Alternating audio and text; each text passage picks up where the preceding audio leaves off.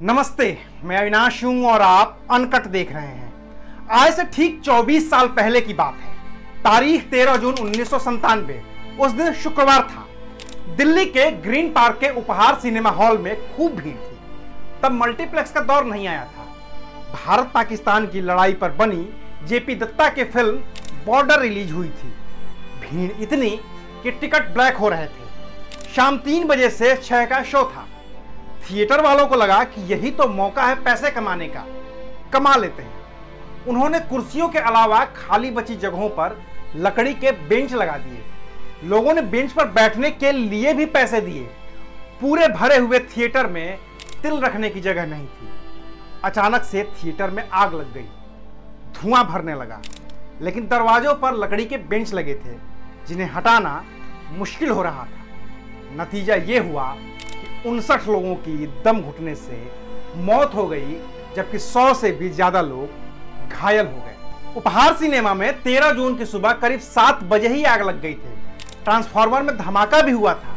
इसके बाद बिजली विभाग और फायर ब्रिगेड ने मिलकर आग को बुझा लिया था और बिजली को ठीक करके ट्रांसफार्मर को चालू कर दिया था।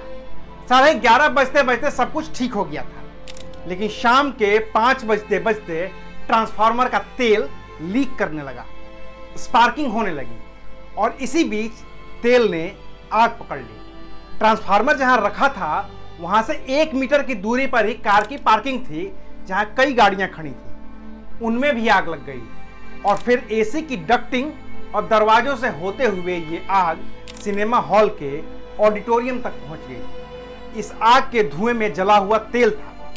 ट्रांसफार्मर के तेल के जलने से निकली कार्बन मोनोऑक्साइड गैस थी। साथ ही और दूसरी जहरीली गैसों की वजह से लोगों का दम घुटने लगा, लेकिन तब भी फिल्म चल रही थी।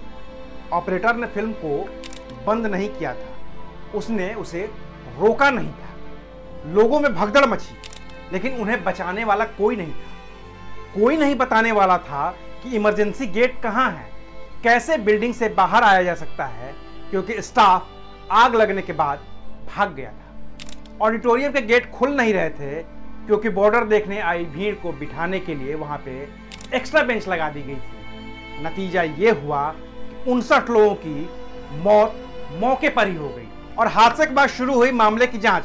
मजिस्ट्रियल जांच के आदेश हुए। 3 जुलाई को रिपोर्ट आई। कहा गया कि सिनेमा हॉल के मैनेजमेंट के साथ ही दिल्ली विद्युत board, fire service, Delhi police की लाइसेंस देने वाली ब्रांच और म्यूनिसिपल कॉरपोरेशन हादसे के लिए सीधे तौर पर जिम्मेदार है। फिर मामला पहुंच गया सीबीआई के पास, क्योंकि तब बहुत विरोध प्रदर्शन हुए थे। उसने भी जांच की। 15 नवंबर 1997 को सीबीआई ने एक चार्जशीट दाखिल कर दी। कुल 16 लोगों को आरोपी बनाया गया, जिसमें थिएटर के मालिक सुशील अंसल और गोपाल अंसल भी शामिल थे। करीब 10 साल में 100 से ज्यादा गवाहियों और करीब 350 सुनवाइयों के बाद 23 नवंबर 2007 को फैसला आया, जिसमें 12 लोग दोषी पाए गए। इनमें सुशील अंसल और गोपाल अंसल भी शामिल थे। सबको 2-2 साल की जेल हुई। 1-1.5 महीने में ही हाईकोर्ट ने दोनों को जमानत दे दी, लेकिन फिर मामला पहुंच गया सुप्रीम कोर्ट। सुप्रीम कोर्ट ने जमानत खारिज करके अंसल बंधुओं को तिहाड़ जेल भेज दिया। वहीं हाईकोर्ट ने अंसल बंधुओं की सजा 2 साल से घटाकर 1 साल कर दी।